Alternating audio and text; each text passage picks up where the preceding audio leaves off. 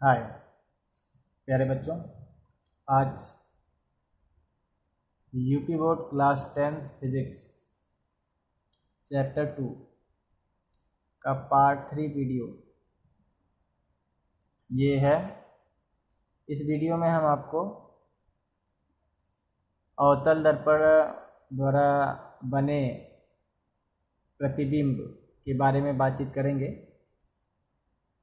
जिसमें हमने 4 केसेज अवतल दर्पण के आपको बता दिए थे। 2 केसेस बच गए थे, उन 2 केसों को कवर करेंगे इस वीडियो में और उसका उपयोग कहाँ पे है अवतल दर्पण का दैनिक जीवन में, उसके बारे में चर्चा करेंगे। लगे हाथ ये भी पढ़ेंगे कि उत्तल दर्पण का द्वारा किरण आरेख जो है उसके कितने नियम हैं वो भी पढ़ेंगे और उसका एप्लीकेशंस। तो शुरू करते हैं। ये 5वां केस डालेंगे। 5वां केस होगा बेटा अवतल दर्पण में। यह अवतल दर्पण है आपका। बताया था कि यदि कलई बाहर बाहर की जाएगी और धंसे हुए भाग से परावर्तन हो जाएगा प्रकाश का, तो वो आपका अवतल दर्पण होता है। और यदि अंदर कलई की जाए और परावर्तन बाहरी पृष्ठ से हो तो आपका उत्तल हो जाएगा। पी है, पी के बाद क्या होता है यफ, यफ के बाद क्या होता है सी। तो आपको याद ही हो गया होगा। हम 4 केसेस बता चुके थे कि वस्तु को अनंत पे रखेंगे, फिर अनंत और सी के बीच रखा गया था, फिर सी पे रखे थे और सी और यफ के बीच में रखे थे। ये 4 स्थितियां हम आपको दिखा दिए थे। ये 5वीं स्थिति होगी। तो हेडिंग लिखेंगे जब वस्तु को यफ पर रखा जाए, या जब वस्तु यफ मतलब फोकस पर हो। यफ मतलब फोकस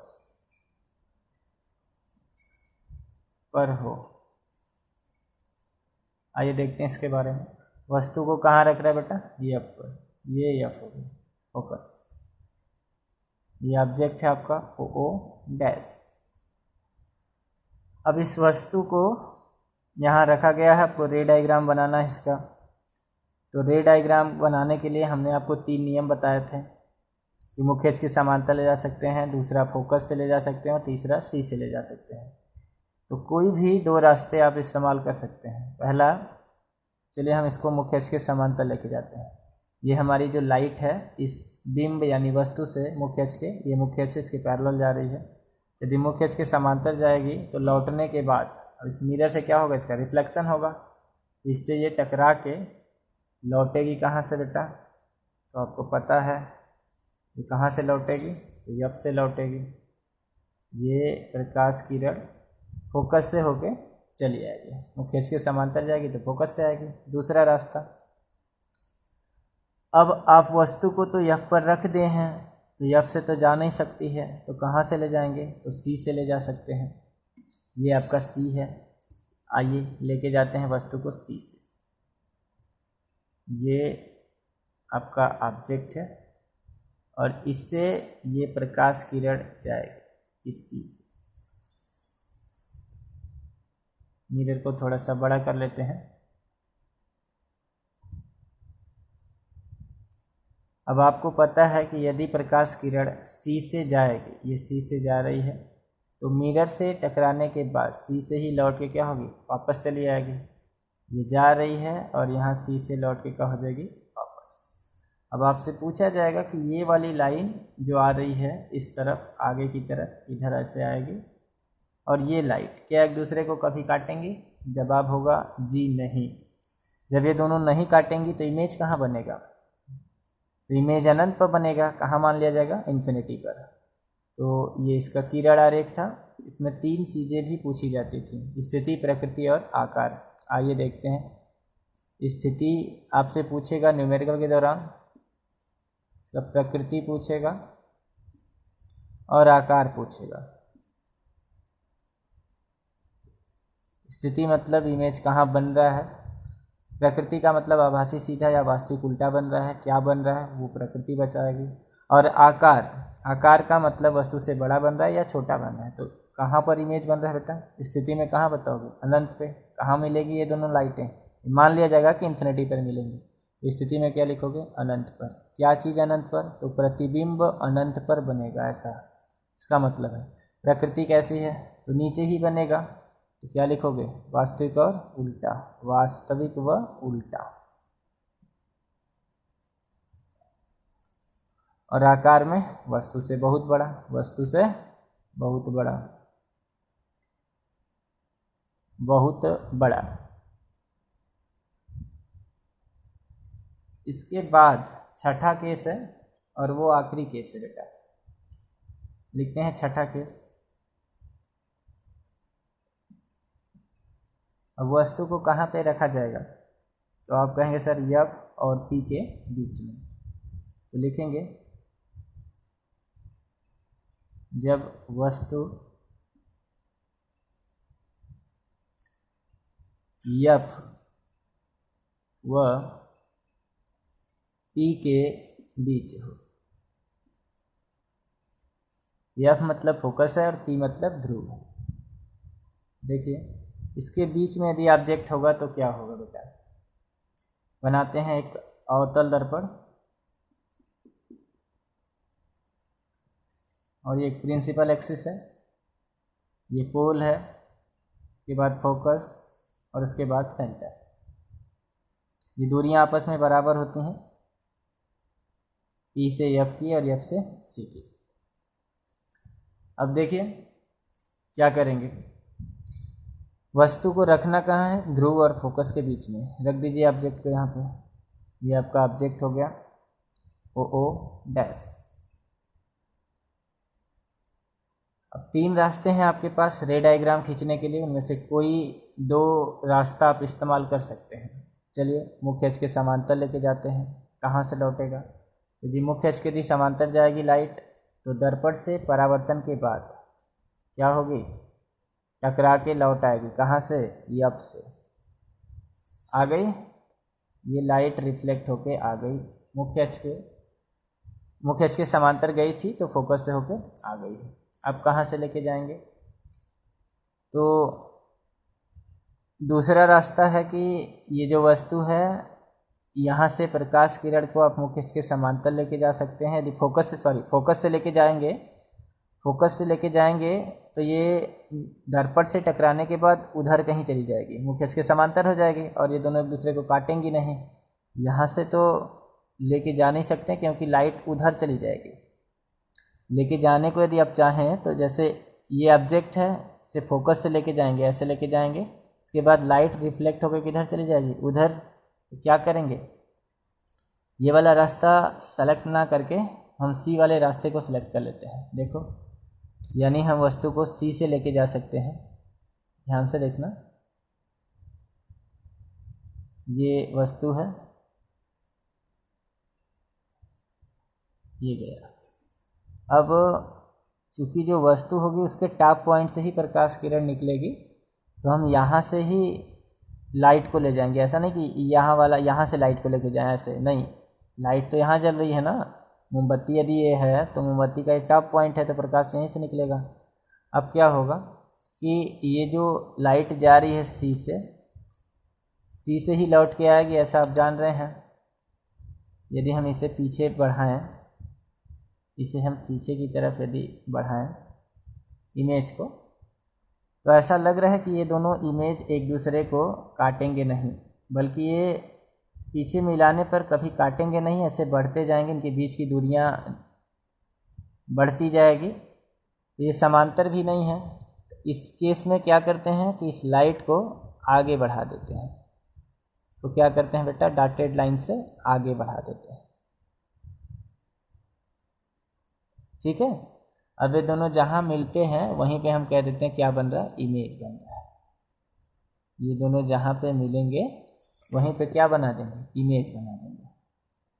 तो ये जो है I डैश, ये I डैश, ये हमारा प्रतिबिंब बन गया। तो इसमें पुनः आपसे पूछेगा स्थिति, प्रकृति और आकार। तो लिखते हैं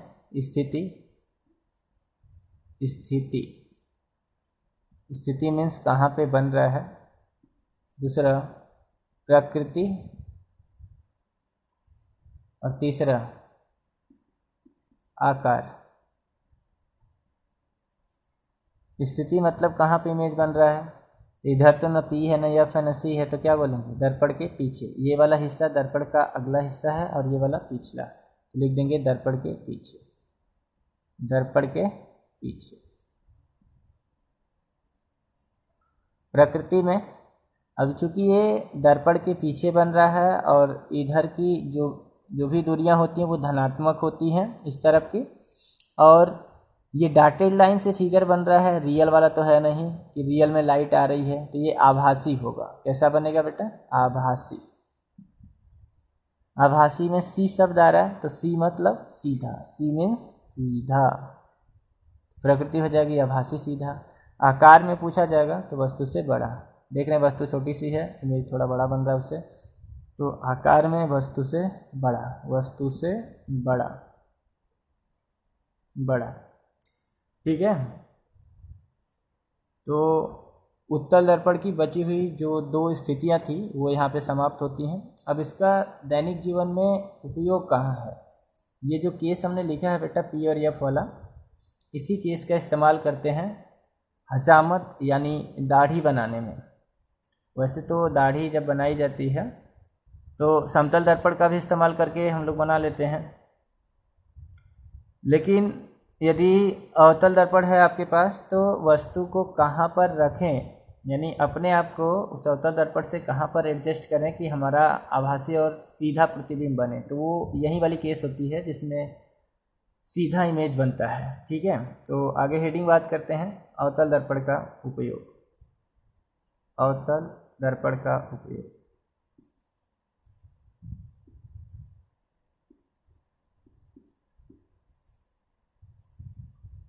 यूजेज ऑफ कनकेव मिरर। तो अवतल दर्पण का उपयोग कहाँ कहाँ करते हैं दैनिक जीवन में, तो पहला लिख लेंगे शेविंग। शेविंग, शेविंग मतलब होता है बेटा दाढ़ी बनाना, इसी को हजामत बनाना भी कहते हैं। हजामत मतलब वो मत समझ जाना पिटाई वगैरह की, मार मार की पिटाई कर देंगे, हजामत बना देंगे आपका, तो हजामत मतलब दाढ़ी बनाने से होता है हजामत। शेविंग इंग्लिश शब्द है, इसको क्या कहते हैं, हजामत भी कहते हैं। तो शेविंग या हजामत बनाने में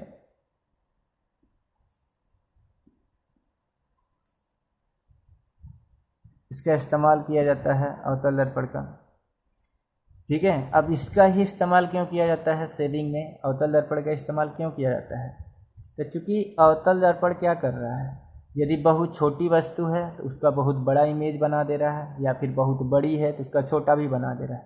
तो जो बाल वगैरह होते हैं बियर्ड बनाते समय, दाढ़ी बनाते समय जो बाल वगैरह होते हैं यदि वो छोटे हैं तो सिंपली दिखाई नहीं देते हैं, और अवतल दर्पण की सहायता से यदि उन्हें बनाएंगे तो वो छोटे छोटे जो बाल होंगे उनको भी बड़ा करके आपको दिखाएगा, तो आसानी से उनको भी साफ किया जा सकता है। इसीलिए शेविंग या हजामत बनाने के दौरान अवतल दर्पण का इस्तेमाल किया जाता है, ठीक है।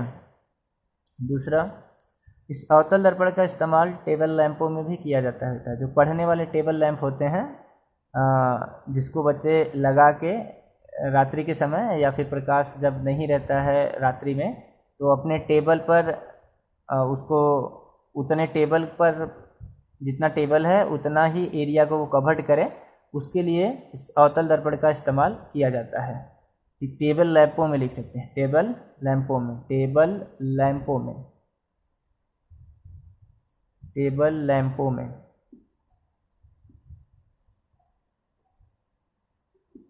टेबल लैंपों में अवतल दर्पण का उपयोग करते हैं। आगे यदि लिखना चाहें तो इसे आप लैंपों में उपयोग किया जाता है ऐसे लिख सकते हैं, टेबल लैंपों में अवतल दर्पण का उपयोग किया जा सकता है। अगला,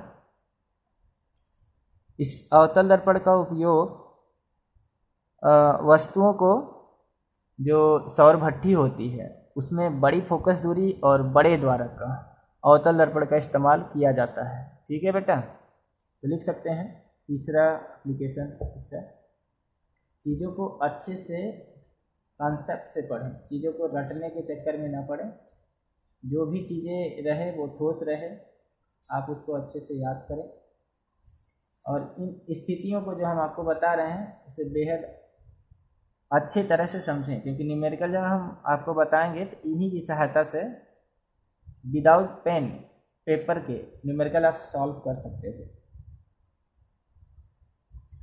देखिए इसकी सहायता से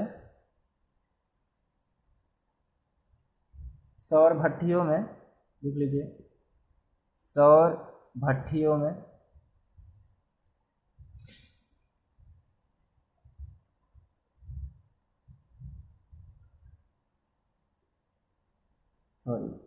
सौर भट्टियों में सूर्य के प्रकाश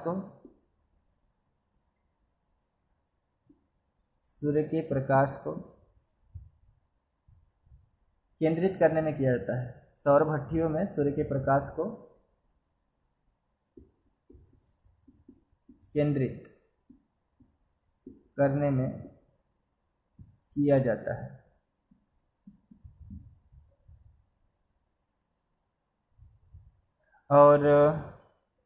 और भी लिख सकते हैं, जो अवतल दर्पण होता है इसका इस्तेमाल डॉक्टर लोग भी करते हैं, छोटे अवतल दर्पण का उपयोग।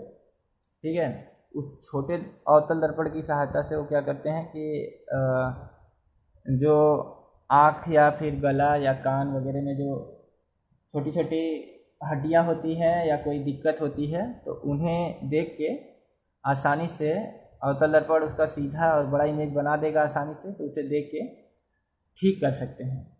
तो डॉक्टरों द्वारा, यहाँ लिख सकते हैं आप, डॉक्टरों द्वारा, अगला उपयोग यदि लिखना चाहें, डॉक्टरों द्वारा आँख, कान,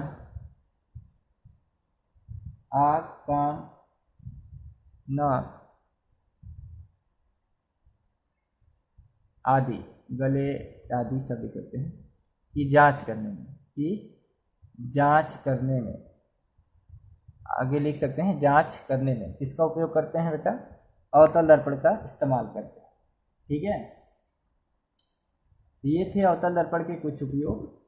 आगे बात करते हैं अवतल दर्पण के बाद उत्तल दर्पण में जो 2 केसेज हमें पढ़ना है उसके बारे में बातचीत करते हैं। ठीक है, आइए आगे के बचे हुए दो केसेज हैं उनके बारे में भी बात करते हैं।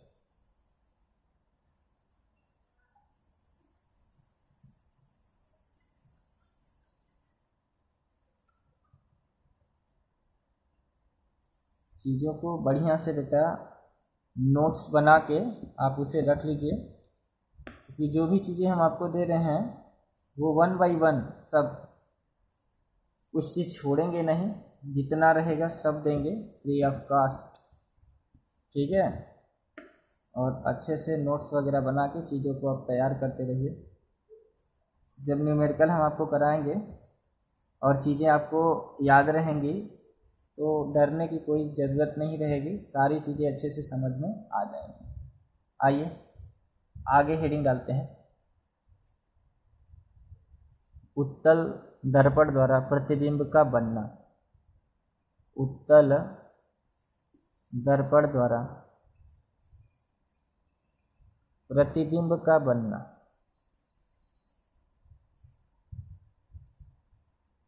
प्रतिबिंब का बनना, formation of image by convex mirror. देखिए उत्तल दर्पण द्वारा प्रतिबिंब का बनना, इसमें 2 ही स्थितियां हैं बेटा, उन्हीं दोनों स्थितियों को क्या करना है? पढ़ना है। तो उन दोनों स्थितियों में पहली स्थिति डालते हैं, जब वस्तु अनंत पे हो, जब वस्तु अनंत पर हो,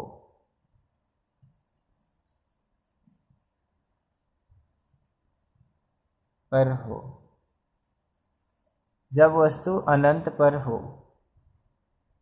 ये फर्स्ट पॉइंट होगा इसमें। तो बनाते हैं सबसे पहले उत्तल दर्पण। कैसे बनेगा? तो ऐसे ही बनेगा, कलई किधर होगी? उत्तल है, अंदर अंदर होगा, अवतल होगा तो बाहर बाहर होगा। ये हो गया आपका कौन सा मिरर? तो जी ये उत्तल दर्पण है, उत्तल दर्पण। ठीक है, चलिए ये क्या होगा, तो आप कहेंगे सर ये पोल होगा। अब ये क्या होगा, फोकस, और ये क्या होगा, सेंटर। ये गोला ऐसे ही बनेगा पूरा कंप्लीट, इसका सेंटर इधर ही होगा, फोकस भी इधर ही होगा, और ये इसका क्या है, ध्रुव। वस्तु को कहाँ रखना है, इन्फिनिटी पे रखना है। वस्तु कहाँ रखी जाएगी, अनंत पे। तो हम मान लेते हैं कि ये क्या है, इन्फिनिटी है, इधर क्या है, इन्फिनिटी। ये u बराबर माइनस इनफाइनाइट है, ठीक है। वस्तु को अनंत पे रखना है, और जब ऑब्जेक्ट इन्फिनिटी पर होगा उस केस में हमें एक ही चीज़ याद करनी है, क्या, यदि वस्तु अनंत पर होती है तो वहाँ से चलने वाली प्रकाश किरणें कैसी मानी जाती हैं, पैरेलल। ठीक है बेटा, ये मान लीजिए ऑब्जेक्ट है यहाँ पे, अनंत पर तो वस्तु बहुत ही बड़ी होती है, ठीक है। ऑब्जेक्ट क्या होती है, इन्फिनिटी पे बहुत बड़ी होती है। ये ऑब्जेक्ट है, u बराबर ये माइनस इन्फिनिटी, u बराबर ये माइनस इन्फिनिटी है, ठीक है। चलिए देखिए, यहाँ पे ऑब्जेक्ट रखा है, ये ऑब्जेक्ट बहुत ही बड़ा होगा, अनंत वाला। अब यहाँ से जो भी लाइट रे आप लेके जाएंगे उसके लिए आपके पास शर्त होगी कि जो भी प्रकाश किरण आप लेके चल रहे हैं वो दोनों की दोनों एक दूसरे के समांतर ट्रेवल करनी चाहिए। तो हमारे पास 3 रास्ते हैं, उसमें से कोई 2 रास्ता पसंद कर सकते हैं। चलिए, पहला रास्ता हम मुख्य अक्ष के समांतर लेके जाते हैं लाइट को। कहाँ से, मुख्य अक्ष के समांतर। आइए, ये लाइट यहाँ आएगी मुख्य अक्ष के समांतर। जब ये मुख्य अक्ष के समांतर आएगी तो मिरर से टकराएगी, और अंदर आपने कलई कर रखा है तो लाइट तो जाएगी नहीं अंदर, तो क्या होगा, ये आभास होगा। कहाँ से जा रही है, फोकस से। ऐसा फीलिंग आएगा कि ये लाइट कहाँ से रिफ्लेक्ट होके जा रही है, तो ये फील होगा ये फोकस से होके जा रही है। सच में तो अंदर नहीं आएगी, यहाँ पे डाटेड ही फील होगा। देखो, ये जो लाइट होगी, ये लाइट डाटेड होगी अंदर वाली, और जो बाहर वाली लाइट होगी ये रियल में होगी, ठीक है। यानी जब वस्तु मुख्य अक्ष के समांतर आती है तो फोकस से लौट के जाती है, ये बात आप जान रहे हो। तो अंदर चूंकि कलई कर दी हो तो फोकस से होके नहीं जाएगी, बट ऐसा फील होगा कि ये फोकस से जाती हुई आभास होगी, ठीक है। एक तो आप लेके चले गए। अब दूसरा कहाँ से लेके जा सकते हो वस्तु को, क्योंकि दोनों लाइटों को आपको पैरेलल लेके जाना है, तो एक समांतर लेके चले गए। दूसरा आप कहोगे सर आप सी से लेके जाइए, ऐसे सी से। तो जब वस्तु को आप यहाँ सी से लेके जाओगे तो याद देखो ध्यान से, ये वाली लाइट और ये लाइट क्या पैरेलल होगी, जी समांतर नहीं होगी। और हमें पता है कि अनंत से चलने वाली प्रकाश किरणें समांतर होती, तो ये रास्ता तो गलत हो जाएगा। फिर कहाँ से ले जा सकते हैं, सी से। तो कैसे, ऐसे करके, इस तरह से, जी नहीं। अब यहाँ से चूंकि वस्तु बहुत बड़ी है तो इसके हर एक पार्ट से लाइट निकलेगा, हर एक हिस्से से प्रकाश किरण निकलेगी, तो हम यहाँ से भी लाइट लेके जा सकते हैं ऐसे, ठीक है। तो लाइट को हम यहाँ से लेके जाएंगे, ऐसे जाएगी, और जैसे ही लाइट यहाँ पहुँचेगी, अंदर कलई कर दिए हो उधर जाएगी नहीं, तो रिफ्लेक्ट होकर कहाँ जाएगी, बाहर। अब अंदर का जो भी रीजन होगा वो ऐसा कैसा फील होगा आपको, ऐसा फील होगा कि ये डाटेड है, ये लाइट जाएगी और लौट के क्या होगी, आ जाएगी। अब ये लाइट मान लो गई, ऐसे जा रही है, डॉटेड है, और फिर सी से ही टकरा के क्या हो जाएगी, लौट आएगी। तो एक लाइट ये है और एक लाइट ये है, ये दोनों समांतर एक दूसरे के हैं, और ये दोनों कहाँ पे इंटरसेक्ट करेंगी, तो ये लाइट ऐसा फील हो रहा है कि एफ पे आई थी, क्योंकि ये लाइट जो जाएगी उसे माना जाएगा पहले सी के पास जाएगी, वहाँ से टकराने के बाद आ जाएगी, ठीक है। तो दोनों कहाँ मीट करेंगी, एफ पे। कहाँ काटेंगी बेटा, एफ पे काटेंगी। ऐसा फीलिंग्स होगा कि ये लाइट अंदर की तरफ गई है, रियल में तो जाएगी नहीं, ये आपको भी पता है, आभास होगा, ठीक है। और उसके बाद टकरा के चली जाएगी। तो स्थिति, प्रकृति, आकार इसमें भी पूछता है, तो लिखो स्थिति, स्थिति, दूसरा प्रकृति, तीसरा आकार। स्थिति का मतलब प्रतिबिंब बन कहाँ रहा है, तो कहाँ बन रहा है जी, एफ पर बन रहा है। क्या लिख दोगे, एफ पर, मतलब फोकस पर। प्रकृति, क्या ये रियल वाले लाइट से, मतलब लाइन से बन रहा है, ये तो डॉटेड लाइन से बन रहा है इमेज, तो कैसा होगा, आभासी। प्रकृति में क्या लिखोगे, आभासी। आभासी में कौन सा शब्द आ रहा है, सी। सी मतलब क्या होता है, सीधा, तो आभासी बनेगा तो कैसा बनेगा, सीधा। आकार में पूछा जाएगा, आकार बताओ, तो आकार बिंदु आकार का, कैसा लिखोगे, बिंदु आकार का, बिंदु आकार का। ठीक है, ये हो गई पहली वाली केस। और इसके बाद इसकी दूसरी केस जो है वो भी हम पढ़ लेते हैं। तो लिखते हैं दूसरी केस। अब इसमें वस्तु को कहाँ रखेंगे बेटा? तो वस्तु को इसमें आप रख सकते हो कहीं पर भी, अनंत और ध्रुव के बीच कहीं भी। तो लिखेंगे दूसरा, जब वस्तु अनंत व ध्रुव के बीच हो,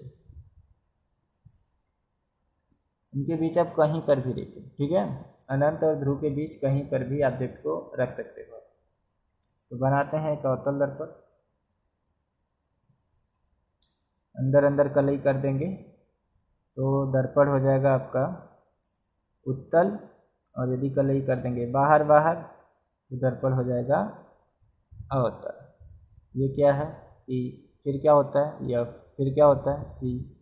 वस्तु को कहाँ रखना? इन्फिनिटी और पी के बीच में। सपोज दिस इज इन्फिनिटी मान लेते हैं, और ये ध्रुव है, इसके बीच में आप ऑब्जेक्ट कहीं पर भी प्लेस कर दो। तो मान लेते हैं हम ऑब्जेक्ट यहीं पे रख देते हैं, ये हमारा बिंब यानी ऑब्जेक्ट ओ डैश। अब हमारे पास 3 रास्ते हैं, उनमें से कोई 2 रास्ते हम पसंद करेंगे इमेज बनाने के लिए। आइए मुख्य अक्ष के समांतर लेके जाते हैं लाइट को। यहाँ से प्रकाश किरण मुख्य अक्ष के समांतर जाएगी, मुख्य अक्ष के समांतर जाएगी तो कहाँ से लौटेगी? जवाब होगा सर फोकस से, लेकिन अंदर तो कलई है, तो लाइट आएगी जी नहीं आएगी। कहाँ से जाएगी? तो ये आभास होगा कि फोकस से होके क्या कर रही है? जा रही है। ऐसा फील होगा कि ये जो लाइट है कहाँ से जा रही है? फोकस। ठीक है, चली जाएगी। दूसरा रास्ता सी से ले जा सकते हैं। अब अनंत पे तो वस्तु है नहीं कि लाइट को पैरेलल लेके जाएंगे, अनंत के लिए ही केस है केवल वो। अब यहाँ से आप दूसरा रास्ता सी वाला पकड़ सकते हैं। अंदर तो लाइट आएगी नहीं, तो जो फील होगा। ठीक है,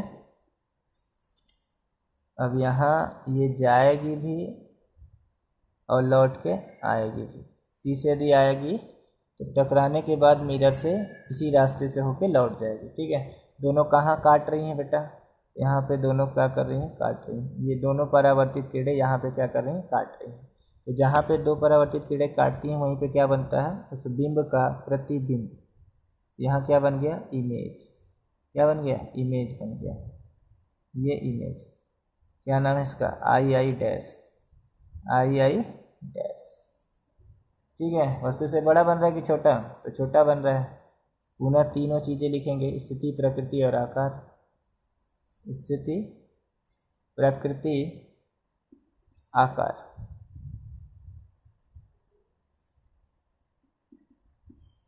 आकार देखिए, स्थिति मतलब कहाँ पे बन रहा है? तो ये आपका ध्रुव है और ये आपका फोकस है यहाँ पे। तो P और F के बीच में क्या लिखेंगे? P व F के बीच, P व F के बीच।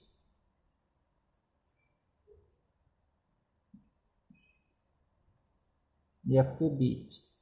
प्रकृति में क्योंकि डॉटेड लाइन से बन रहा है तो इमेज कैसा है? आभासी है, आभासी। और आभासी में सी आ रहा है, सी मीन्स सीधा। और आकार में वस्तु से छोटा बन रहा है, वस्तु से छोटा।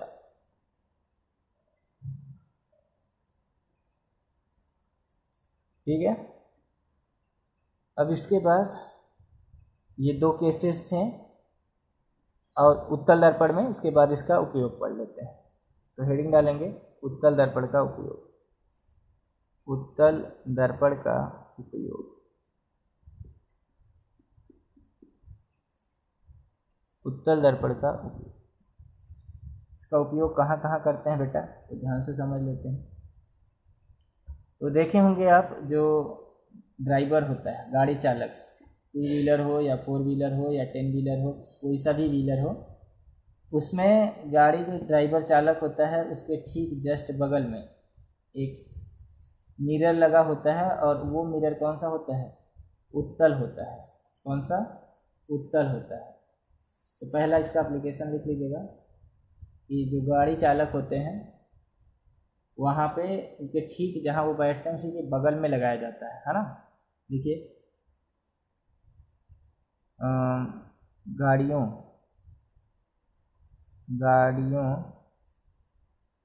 मोटर कारों आदि में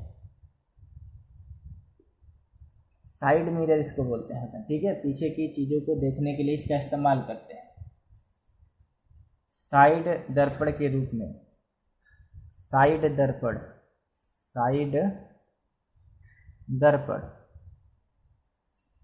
के रूप में इसका इस्तेमाल किया जाता है।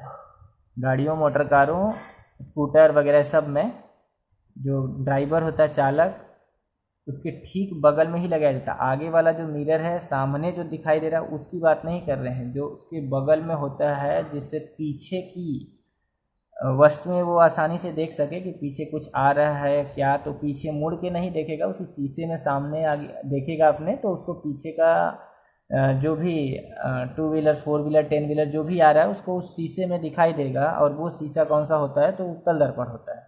तो साइड दर्पण के रूप में इसका इस्तेमाल करते हैं, ठीक है। एक और इसका यूज़ है वो भी लिख लेते हैं, इसका दूसरा उपयोग लिख लेते हैं। उत्तल दर्पण का एक दूसरा उपयोग भी लिख लेते हैं। दूसरा उपयोग लिख लेंगे, पहला उपयोग हमने बता दिया, दूसरा उपयोग इसका लिखेंगे। देखेंगे आपकी चौराहे वगैरह जो होते हैं, दुकान जहाँ होती है, दुकानें होती हैं, मतलब बाज़ार जहाँ होती है, बाज़ारों में चौराहों पर एक पोल लगा दिया जाता है, खंभा। उस खंभे के ऊपर एक लाइट लगा दी जाती है और उस लाइट में जो दर्पण इस्तेमाल किया जाता है लाइट के ऊपर, वो कौन सा होता है? उत्तल। अब कहेंगे आपकी उत्तल ही इस्तेमाल क्यों करते हैं, अवतल काहे नहीं लगा देते हैं, ठीक है। तो अवतल यदि लगाएंगे तो अवतल क्या करेगा? प्रकाश किरणों को, इसका काम है सिकोड़ देगा, ये फैलाएगा नहीं, प्रकाश किरणों को सिकोड़ देगा। जबकि आप देख रहे हैं इस वाले फिगर में कि उत्तल क्या कर रहा है? उसको बिखेर रहा है, प्रकाश किरणों को फैला रहा है। और यदि हम अवतल लगा देंगे वहाँ पे तो क्या करेगा? कम एरिया में ही प्रकाश देगा। तो ज़्यादा एरिया में प्रकाश नहीं होगा तो दिक्कत हो जाएगी ना, सब दुकानदार वालों को प्रकाश चाहेगा, उसी के एरिया में जाएगा तो उसको उखाड़ के फेंक देगा।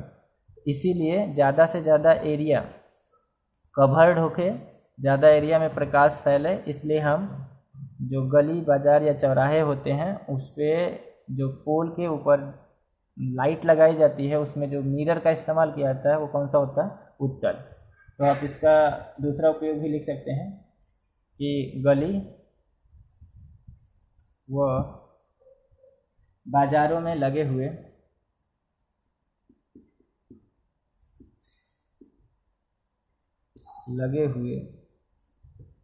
लैंपों, टेबल लैंप की बात नहीं कर रहे हैं बेटा, टेबल लैंप पूछेगा तो उसमें उत्तल होगा और टेबल लैंप पूछेगा तो उसमें अवतल होगा। और गली बाज़ार में जब पूछेगा वहाँ पे जो लैंप लगेगा उसका क्या नाम होगा? उसका नाम होगा उत्तल। तो गली व बाज़ारों में लगे हुए लैंपों में उत्तल दर्पण का प्रयोग करते हैं, उत्तल दर्पण का प्रयोग करते हैं।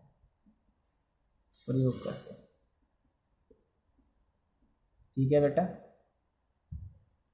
तो ये कुछ उपयोग थे अवतल दर्पण और उत्तल दर्पण के, उनका रे डायग्राम था। तो आज के लिए बस इतना ही करते हैं, शेष अगले वीडियो में। तब तक के लिए थैंक यू।